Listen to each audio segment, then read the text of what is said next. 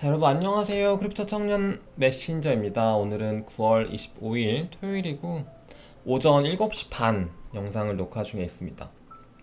사실 뭐 주말에는 좀 영상을 잘 안 올리긴 하는데 오늘 좀 그냥 여러 가지 이슈도 있고 해서 올려봤어요. 여러 가지 이슈라고 해도 뭐 좀 뭐 좋지 않은 이슈죠 사실. 그래서 이제 중국이 참 잠시만요. 중국이 참 어우 또 이런 떡락 빔을 또 만들어내는 게 진짜 능력인 것 같아요. 중국 그 악재 뉴스가 끝이 없어. 저번에도 사실 마지막으로 해가지고 이제 뭐 악재 완전 프리, 뭐 중국 채굴자 다 막고 뭐 어쩐다 해가지고 이제 중국 악재 이제 완전히 자유해졌어 라고 했는데 뭐 또 헝다빔 플러스 뭐 이제 또 이번에는 또 이런 기사들로 인해서 여러 가지 중국발 악재로 인해서 시장에 지금 좀 충격이 온 상태입니다. 근데 이런 부분들도 사실 뭐 중장기적으로 봤을 때는 이제 어쨌든 계속해서 뭐 극복해 나가야 될 문제라고 봤을 때 진짜 이제 조금 더 차라리 진짜 이거는 제가 봤을 때는 진짜 여기서 이제 더 이상 나올 악재가 없다고 보거든요. 왜냐면은 중국 자체에서 저번에는 이제 거래는 괜찮았는데 이제 채굴 맞고 뭐 이런 거 맞고 저거 맞고 했는데 이제 여기서는 아예 그러니까 5월 달에 그랬었죠 저희가 이제 그리고 아예 이제는 모든 그냥 코인 자체 거래를 불법으로 여기고 그런 P2P 거래라든지 이제 그렇게 중국에서 이제 거래되는 방식이 보통은 어떤 업체 측에서 해가지고 막 이렇게 좀 구매 대행 이런 암호화폐 구매 대행 이런 게 좀 있는 것 같아요. 제가 조사를 해보니까. 근데 그런 것조차 다 막고, 그러니까 아예 그냥 수급 자체를 암호화폐 쪽으로 돈이 들어가지 못하도록 그런 식으로 좀 막는 규제라고 좀 보시면 될 것 같아요. 근데 그 정도의 진짜 강한 규제 치고는 이제는 좀 많이 그래도 뭐 한 10% 떨어진 거니까요. 이게 지금 짱나는 게 기껏 이렇게 어떻게 올려놓은 걸 또 중국이 2연타로 이렇게 내리꽂았기 때문에 지금 저희가 좀 많이 분노를 하는 건데 이제 여기에서는 더 이상 중국의 악재는 없지 않을까라고 조금 보고 있습니다. 일단은 그럼에도 좀 많이 떨어졌죠 역시. 그리고 이런 기사도 있네요. 고팍스도 실명 계좌 받지 못해서 이제 그냥 지금 현 체제는 4대 거래소로 가고 있죠. 실명 계좌를 확보한 4곳을 제외하면 대형 제외하면은 이제 뭐 고팍스, BTC 마켓으로 그냥 돌렸고 후빗 코리아, 지닥, 프로빗, 플라이빗 정도 요 정도까지 쓰겠죠. 요 정도로 보시면 될 것 같고 지금 중국 가상화폐 규제 내용이 이렇게 쭉 나와 있는데요. 이게 올해만 벌써 이렇게 또 규제를 이렇게 3번이나 할 거면 한 번에 그냥 이 9월 기사를 때리지 왜 이렇게 분할하는지 잘 모르겠네요. 하여튼 좀 이런 이슈가 있어서 참 좋았다. 차라리 좋았다. 이제 좋다. 이제 좋을 것이다. 라고 좀 보시고 그냥 가면 좋을 것 같아요. 왜냐면 이제 여러분들이 좀 많이 느끼셨겠지만은 하락장이 오는 그 순간에는 정말로 되게 힘들기도 하고 손실이 이제 나면 힘들기도 하고 오를만 했는데 또 떨어지고 이거 진짜 오르는 거 맞나? 이런 생각도 들 것이고 그러니까 그런 여러 가지 생각들이 들 텐데 딱 돌이켜보면은 그런 상승을 하기 위해서는 이런 하락들이 전부 다 있었어요. 그러니까 악재들이 모두 털리고 뭔가 이런 하락에 대한 압박 이런 것도 다 털리고 나서야 비로소 진짜 온전히 출발할 수 있는 것들이라고 좀 보시면 될 것 같거든요. 그렇기 때문에 사실 코로나 이슈 때도 그랬죠. 코로나도 이제 충격이 오면서 시장이 완전 리셋이 되고 그때부터 다시 슬슬 가기 시작하면서 쭉 올라온 거고 작년 9월도 마찬가지 2017년도 사이클에서도 마찬가지였고요. 그리고 이제 정점에 만들었을 때 다시 한번 리셋을 해주는 그런 좀 시장의 파도랄까요? 그렇게 좀 인식을 해주면 좋을 것 같아요. 그래서 저는 오히려 제가 이제 계속 제 방송 계속 보신 분들은 아시겠지만 좀 9월 들어와서 9월 이제 8월 말부터 그랬을 거예요. 8월 말부터 아 이거 비트코인 도면서 좀 애매한데 이대로 너무 다시 오른다고? 6, 7월 조정장이 물론 있었지만 8, 9월 장세가 이렇게 좋을 수 있을까요? 그러니까 계속 이렇게 말을 했었거든요. 이 오름세가 너무 가팔라서 저도 개인적으로 이제 연말 그런 불장을 원하지만 이 속도로 가는 건 좀 무리가 있다라고 계속 말씀을 드렸었잖아요. 그래서 중간에 이게 또 쉬어가는 구간이 있고 이렇게 올라간다면 가장 좋은 시나리오 아닐까라고 보고 있는데 이제 그런 방향성 자체는 적어도 10월 말 전까지는 어느 정도 이렇게 상방으로 잡히는 그 그림이 이때에는 나와줘야 이제 좀 연말 기대를 해볼 수 있을 것 같고 이제 생각보다 이런 악재들이 계속 겹치고 계속해서 이제 좀 고점이 낮아지는 형태로 흘러간다면 이제 연말 좀 기대감에 대한 생각들은 좀 재고를 해봐야 되지 않나 라는 의견으로 여러분들께 좀 말씀을 드리고 싶고 그렇습니다. 매년 좀 느끼는 건데 9월은 어렵네요. 진짜 9월은 매번 어렵네. 9월이 쉬었던 적이 별로 없었던 것 같아요. 제 경험상 17년 9월도 되게 어려웠었고 작년 9월도 어려웠었고 올해 9월도 좀 어려운 형태로 가는데 근데 또 이런 마음들이 많이 있을 때 절망들이 많이 있을 때 상승이 진짜 시작되는 거거든요. 그렇기 때문에 한번 좀 믿고 조금만 더 기다려 봅시다. 그리고 이제 오늘 같은 경우는 뭐 사실 뭐 소스는 많이 없어서 그냥 여러 가지 이야기를 해보려고 하는데요. 아까 이제 봤었던 이제 고팍스가 좀 이슈가 있더라고요. 그래서 봤는데 이제 워너 마켓이 아예 폐지가 돼서 그러니까 이제 끝까지 고팍스에서는 이것도 좀 재미있는 스토리인데 고팍스에서는 이제 끝까지 좀 이렇게 비벼 보려고 했는데 이제 안 된 거죠. 그래서 이제 자기네들 딴에는 그래도 좀 할 수 있지 않을까라는 희망적인 그런 메시지를 이제 이용자들에게 줬었다가 그게 안 되니까 갑자기 이렇게 공지를 때려가지고 이제 워너마켓이 없어진 건데 워너마켓이 없어지는 그 과정에서 이제 코팍스 자체에 있는 워너마켓 그런 알트코인들 이제 대표적으로 이제 고팍스 하면 가장 떠오르는 게 이제 크레딧 코인이라고 CTC라고 있죠. 그래서 그 코인에 대해서 좀 말이 되게 많았어요 오늘. 그래서 뭐 트위터를 하시는 분들이 많으니까 그래서 우리나라 특이하게 이제 우리나라 트위터 하시는 분들 국내 커뮤니티에서는 이제 고팍스의 CTC를 좀 많이 언급이 많이 되곤 하거든요. 그래서 이제 뭐 좋게 보시는 분들도 많고 이제 좀 반발 안 좋게 보시는 분도 되게 많은데 저는 이제 뭐 좋고 나쁘고를 떠나서 굳이 그 코인을 손대진 않겠다라는 입장인데요. 그래서 보시면은 CTC 같은 경우도 굉장히 많이 하락을 했습니다. 그래서 워낙 마켓 상폐되기 2시간 전 그쯤에 갑자기 매도 물량이 쏟아지면서 이제 내부자 거래가 있었겠죠 분명히. 이런 것들은 좀 철저하게 조사를 해봐야 된다고 생각을 하는데 어쨌든 워낙 마켓 상폐 공지가 뜨기 전에 이렇게 급락을 했다는 거는 확실히 좀 문제가 있죠.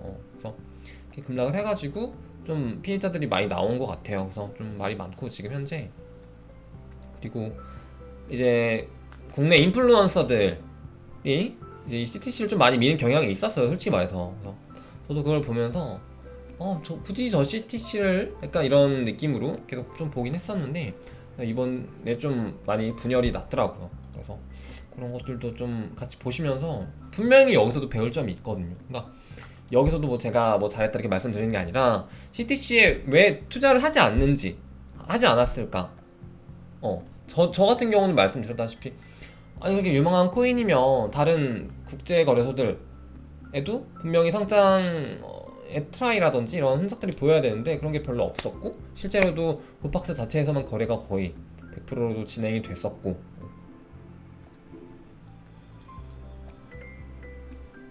그리고 이제 물론 뭐 OKX 이 정도에 있지만 거래량이 진짜 완전 거의 미미한 수준이잖아요. 그렇기 때문에 이제 그런 부분에 대해서 좀 의문이 많았고, 그렇기 때문에 좀 애매했죠. 왜냐면 이렇게 진짜 딱 몰려있는, 그러니까 예를 들어서 업비트 99% 코인 같은 경우에는 업비트에서 상패되면 끝이란 말이에요. 아예 수급도 없고 아예 그냥 떡락으로 가는 길.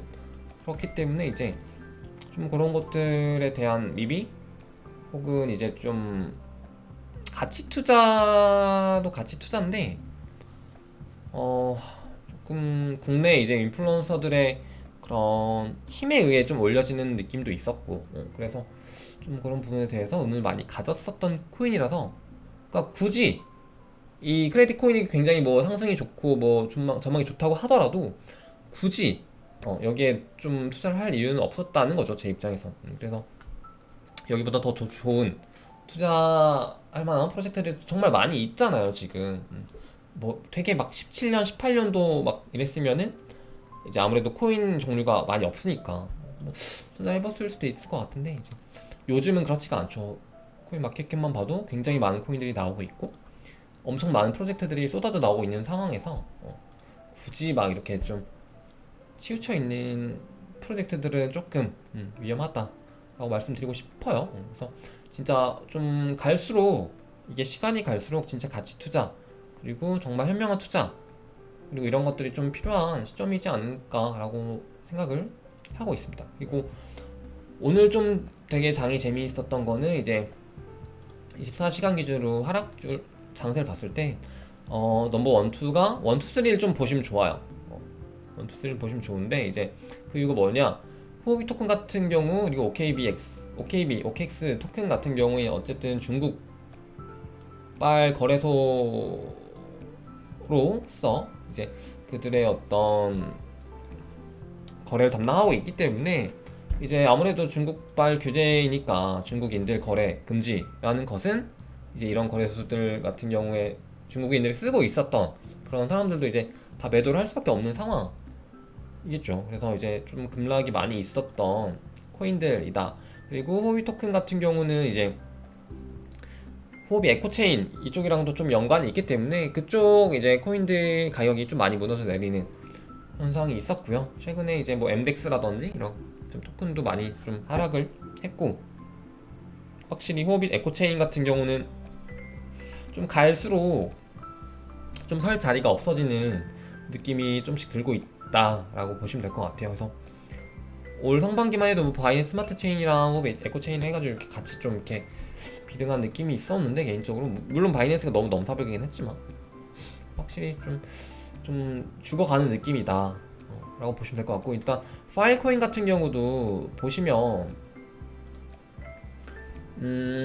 이제 하락률이 굉장히 짙었어요. 그 이유가 뭐냐 라고 하면은 파일코인 같은 경우는 중국 쪽에서 이제 채굴이라고 해야 될까요? 그런 게 진짜 많이 일어나고 있거든요. 보시면은 파일코인 같은 경우는 이제 후오비 거래량이 바이낸스에 거의 밀리지가 않습니다. 이게 이 정도 수준이 뭐를 말하냐면은 중국에서 굉장히 많은 거래가 이루어지고 있다. 심지어 이제 게이트 IO도 중국발인데 굉장히 많은 거래를 담당하고 있죠. 근데 뭐 2, 3위가 좀 많이 차이가 나긴 하네요. 어쨌든 후오비에서 거래량이 거의 바이낸스에 비긴다라고 하는 거는 중국인들 자금이 굉장히 많이 돌려지고 있다. 그리고 파일코인 같은 경우는 특히나 채굴 쪽에 이제 좀 관심 있으신 분들은 아시겠지만 거의 다 이제 중국 쪽 풀이에요. 그래가지고 이제 좀 굉장히 많은 하락이 있었죠. 파일코인 같은 경우에도. 파일코인은 약간 좀 그런 코인이라고 보시면 돼요. 그러니까 17년도에 이제 비트코인이 있었고, 비트코인은 원래 있었고, 비트코인을 포크에서 나온 비트코인 캐시가 이제 좀 대립 구도였죠. 근데 비트코인 캐시는 이제 뭐 중국 쪽 이런 세력들이 우지안이나 뭐 이런 쪽 애들이 좀 비트메인을 앞세워가지고 비트코인의 이제 자금력을 조금 빨아들이려고 했다가 실패로 뭐 이제 끝나긴 했는데, 이제 그때 당시에는 굉장히 말이 많았어요. 비트코인 캐시가 비트코인 잡는 거 아니냐 막 이런 일이 많았었고, 근데 결국엔 실패했죠. 근데 이제 그런 식으로 이제 비트코인 캐시를 중국 쪽에서 굉장히 많이 밀어주고 자금을 엄청 동원하고 채굴자 엄청 난리치고 해가지고 했었던 것처럼 파일코인도 이제 그 채굴자들이 되게 많이 달라붙은 중국 쪽 그런 채굴자들이 많이 달라붙은 코인이어가지고 지금 좀 하락이 많이 나오고 있다. 그래서 이렇게 좀 중국발 하락이 있지만 우리는 배울 것이 많이 있죠. 확실히 좀 봤을 때 하락이 아프다라고 끝나는 게 아니라 하락이 있네? 그럼 이 하락 속에서 분석할 것들을 한번 보자 라고 했을 때 지금 딱 이렇게 지표로 드러나는 것들에 대해서 여러분들이 공부를 하실 수 있겠죠. 그래서 페이지 2로 넘어가서도 보실 수 있어요. 그래서 보시면은 하락률 가장 깊은 게 게이트.io, MDX 딱 나오죠. 요거 두 개. 뭐 사실 뭐 레이딘 막스 이런 거는 좀 별 뭐 연관은 없지만 어쨌든 하락 1, 2 그리고 앞페이지 1, 2, 3 이렇게까지 중국 쪽 이슈라고 보시면 될 것 같아요. 그래서 이런 일들이 계속 나온다면 중국 쪽 코인들의 그러니까 중국 쪽 자금이 되게 많이 붙은 코인들에 굳이 투자할 메리트를 조금 많이 잃어가는 거는 맞다라고 보시면 될 것 같고요. 그리고 크레딧 코인 같은 경우는 이제 아까 말씀드렸던 이제 국내 인플루언서들이 많이 달라붙었다고 했었잖아요. 근데 이제 제가 좀 봤는데 이제 미나 프로토콜 같은 경우도 이제 그분들이 좀 많이 언급을 하시는 것 같더라고요. 그래서 그러니까 저는 이제 뭐 경계가 없습니다. 뭐 그분들을 옹호하는 것도 아니고 반대 세력 이런 것도 아니고. 근데 어쨌든 좀 그런 것들이 좀 걸리긴 하는데 미나 같은 경우도. 근데 이제 미나 같은 경우는 좀 다른 거는 어쨌든 글로벌 프로젝트이고 수급 자체도 여러 가지 이제 거래소들에서 같이 들어오는 느낌이 있기 때문에 그런 거랑은 조금 차원이라고 해야 되나? 크레딧 코인을 이게 비하하는 건 아닌데 결과가 이렇게 됐으니까 이제 좀 사후적인 얘기를 하는 거죠. 그렇게 보시면 될 것 같고 어제 말씀드렸던 이제 플레이그라운드 이제 레이디움에서 드랍존에서 진행을 했었던 플레이그라운드를 저도 민팅 시도를 했었어요. 근데 이제 요게 지금 좀 가격 자체는 한 3배 정도? 3, 4배? 되게 예쁜 거 뽑으면은 뭐 12솔 그러니까 이게 3솔에 민팅이 됐는데 9솔에서 12솔 정도의 거래가 되고 있는 것 같아요. 그래서 이런 것들도 지금 굉장히 짭짤하죠, 뽀찌로. 그래서 못해도 뭐 클릭만 했을 때 한 9솔라나 뭐 6솔라나 최소 뭐 2, 3배는 먹는 거니까. 솔라나 하나에 얼마지? 140, 150이라고 하면 15만원. 거의 뭐 돈 100만원은 그냥 공짜로 먹는 거니까 짭짤하죠. 그리고 이거는 HDAC 이슈인데 제가 사실 HDAC을 여러분들한테 좀 말씀드리고 사실 HDAC은 대놓고 사라고 말씀을 드렸었죠. 근데 이제 요거를 제가 한동안 빗썸은 잘 안 쓰니까 그래서 좀 잊고 있다가 봤는데 가격이 좀 많이 올랐더라고요. 그래서 제가 말씀드렸던 시점이 정확하게 기억납니다. 53원이었어. 53원. 53원인가 58원이었던 것 같은데 한 3배 정도 올랐죠. 3배 정도 올랐기 때문에 이제 익절하실 분들은 조금 자유 익절하시고 그냥 뭐 나는 소액이고 크지 않은 금액이니까 뭐 나한테 별로 중요하지 않은 돈이니까 냅둬 보겠다라고 하시는 분들은 뭐 쭉 가져가셔도 되고요. 이런 코인들은 이제 좀 뭐라고 해야 되지? 어차피 큰 액수로 투자를 할 수는 없어요. 왜냐면 거래량 보시면은 이렇게 막 엄청 크게 걸려 있는 게 아니기 때문에 그냥 소액씩 뭐 몇백에서 많게는 몇천 정도까지 그냥 그렇게 거래를 하는 거고 뭐 억 단위로 여기에 이렇게 넣기에는 이게 거래량이 많이 없다 보니까 굉장히 많이 흔들립니다. 그래서 좀 소액으로 저도 그렇게 크지 않은 금액을 좀 넣었었기 때문에 굉장히 짭짤하더라고요. 그리고 이제 또 뭐가 있냐? 요 얘기를 좀 해보고 싶은데 여기 뭐였지? 오징어 게임 여러분 다 보셨죠? 오징어 게임이 저도 이제 레플에 뜨자마자 그 당일에 다 봤었거든요. 그냥 아예 몰아보기로 당일날. 근데 요즘 너무 핫해가지고 또 재밌는 짤이 있더라고요. 그래서 처음 게임이 이제 무궁화꽃이 피었습니다였는데 요 짤을 이제 이 살인 기계를 갖다가 비트코인을 받고 이제 죽은 애들 다 알트코인을 묘사를 한 이게 좀 웃겨가지고 근데 요걸 봤는데 이제 웃기기도 한데 되게 많은 생각이 들었어요. 저는 어떤 생각이 들었냐, 공유해보고자 하는데, 오징어 게임이 이제 아무튼 픽션이고 뭐 그냥 좀 뭐 드라마 내용이긴 하지만, 결국 인간의 탐욕에 대해서 좀 본질적으로 다뤘던 부분에 대해서 어떻게 보면 현실에선 더 그 이상이라고 볼 수도 있다고 저는 생각을 하거든요. 그 무슨 말이냐면은,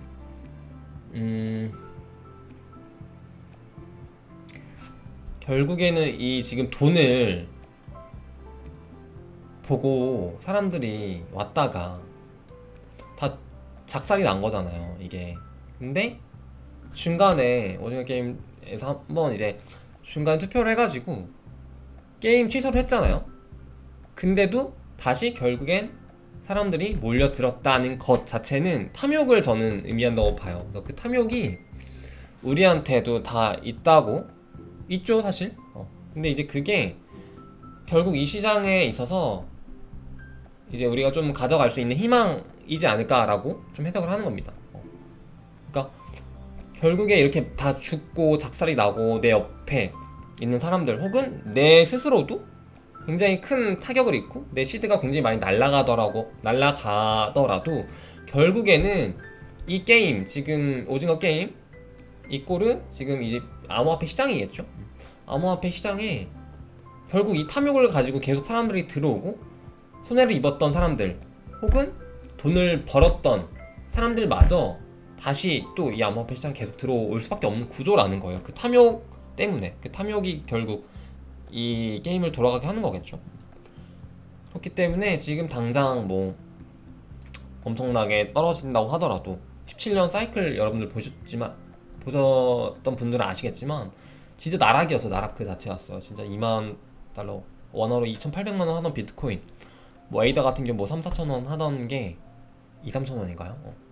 30원까지 떨어지고, 비트코인 막 300만 원 떨어지고, 이더리움 250만 원 하던 게 10만 원이 깨지는 막 그런 사태가 나오면서 진짜 다 죽었다고 생각을 했는데, 결국에는 자금들이 또 계속 스멀스멀 들어오고 이 오징어들이 다시 살아나서 이 시장에 계속 들어오는 것, 그 수급, 그걸 보고서 저는 딱 그때 깨달았었죠. 그때 아, 이 시장이 망할 리는 없겠구나. 결국 탐욕으로 돌아가는 시장이기 때문에. 그리고 그러니까 지금보다 더 예전에는 이제 암호화폐 시장이 아무래도 더 투기성이 짙고, 이런 기술력적인 부분이나 뭐 어떤 그런 진짜 실질 프로젝트를 진행하려는 그런 착한 사람들보다는 진짜 이 돈을 보고 어떤 사람들이 많았을 거다라고 생각해요. 근데 이제 지금은 시장이 더 성숙해졌고, 실제로 좀 뭐 기관들이라든지 국가에서도 이제는 지금은 점점 들어오고 있는 추세고, 그런 걸 봤을 때 절대 이 시장이 망할 일은 없다. 뭐 물론 진짜 지금 당장 사이클이 끝나가지고 쭉쭉 하락할 일은 있겠지만은, 하락할 수는 있겠지만 결국에 이 시장은 계속 돌아갈 수밖에 없을 것이라는 거를 좀 길게 오징어 게임에 빗대서 여러분들한테 말씀을 드린 겁니다. 네. 공감이 되셨을지는 모르겠는데, 네, 그렇습니다. 그래도 이게 이더리움이 좀 앞에 있네요. 이거 뭐 시총 순위로 해놓은 건가? 뭐지? 이더리움 앞에 있고, 그나마 좀 많이 왔어요. 폴카다, 코스모스, 테조스, 파이코인 라든지. 제가 이거를 또 기사를 봤는데, 이걸 좀 보고 재미있었어요. 그러니까 저스틴 선, 아가리 선이라고 하죠, 흔히 요즘. 아가리 선이 이제 돈이 되게 많다, 뭐 돈이 되게 많은 건 알고 있죠 우리가. 근데 이제 그게 이제 월렛에 보유 중인 거는 이제 뭐 48억 달러, 그리고 이 중 45억 달러 정도를, 돈 더 많은데 이제 45억 달러 정도를 스테이블 코인으로 보유하고 있어요. 그래서 이걸 봤을 때 비트와 이더는, 나머지는 그러니까 얘도 지금 아는 거죠. 비트와 이더 해놓고 나머지 스테이블 해놓고, 이 스테이블을 지금 여기 디파이에다가 예치를 해서 캐고 있다. 그래서 매일 하루에만 해도 70만 달러, 뭐 원화로 한 8억 정도 되겠죠. 하루에 8억이라니 좀 박탈감이 느껴지는데 굉장히 많은 돈을 쓸어 담고 있죠. 그래서 이걸 보고 또 뭘 생각을 했냐면, 아 역시 이제 이더리움이 아무리 느리고 좀 굉장히 수수료가 비싸고 해도 결국에는 이렇게 거대 자금을 가지고 있는 사람들은 이런 유동성이라든지 이런 것들을 흡수할 수 있는 곳은 가장 큰 곳이잖아요. 가장 큰 곳은 역시 이더리움이기 때문에 이더리움은 계속 이렇게 몰릴 수밖에 없는 구조인 거구나라는 걸 좀 깨달았던 것 같아요. 아무리 막 지금 다른 뭐 에이다, 뭐 폴카다, 솔라나 이런 쪽에서 기술력이 좋고 막 엄청 따라하고는 있어도 지금 당장 얻기는 어렵겠다. 이게 시간이 지나면 또 모르는 얘기지만은 확실히 이제 지금 70억 달러 혼자 얘 혼자 지금 70억 달러를 여기에다가 예치를 하고 있는 거잖아요. 이 이더리움 진영에다가. 그렇기 때문에 와 진짜 그 돈은 쉽게 다른 이제 지금 한창 따라오고 있는 다른 플랫폼들에서 좀 꺾기는 어렵겠다라고 생각이 좀 들었습니다. 참 이자 굉장히 많이 나오죠. 그리고 왜 트론이나 이런 거는 없지? 그런 생각도 들었고 역시 아가리 선이고, 그리고 왜 자기 그 트론 디파이에다가 채굴을 안 하고 여기다가 넣어서 채굴을 해? 웃기죠 얘도. 그래서 이 정도로 보시면 될 것 같고, 오늘은 좀 뭐 되게 좋은 정보들은 없고 여러 가지 좀 이야기들이었는데 도움이 되셨을지는 모르겠습니다. 일단 오늘 방송 여기까지 해보도록 할 거고, 주말 잘 보내시고 이제 비트코인 같은 경우는 계속해서 나아갈 거라고 봐요 저는. 방금 말씀했던 오징어 게임처럼 결국 계속해서 그런 사람들이 탐욕이라는 그걸 보고 들어올 수밖에 없는 시장이다. 근데 암호화폐 시장은 결국 그 탐욕에서부터 이제 들어오는 주체가 개인뿐만이 아니라는 거죠. 이렇게 빚져 있고 진짜 이렇게 못 사는 궁지에 몰린 사람들이 아니라 오히려 더 돈 많은 사람들이 그 탐욕을 보고 들어올 수밖에 없는 시장 구조이지 않을까라고 생각을 하기 때문에 좀 길게 이렇게 줌아웃 해가지고 보시면 좋을 것 같아요. 여러분들 고생하셨고 너무 좀 걱정하지 마시고 계속해서 좋은 투자 기회라든지 이런 건 있으니까 계속해서 이제 시장을 떠나지만 않고 원금이라고 해야 되나? 수익만 잘 지키시고 원금만 잘 지키시다 보면은 좋은 결과 있을 거라고 진짜 저는 확실하게 말씀을 드릴 수 있어요. 진짜 그 와중에 진짜 욕심 부려가지고 이상한 투자 진짜 막 좀 잘못된 방향을 알려주는 사람들을 따라가지만 않으면 좋은 결과 있을 거라고 믿고 있습니다. 여러분 그럼 안녕.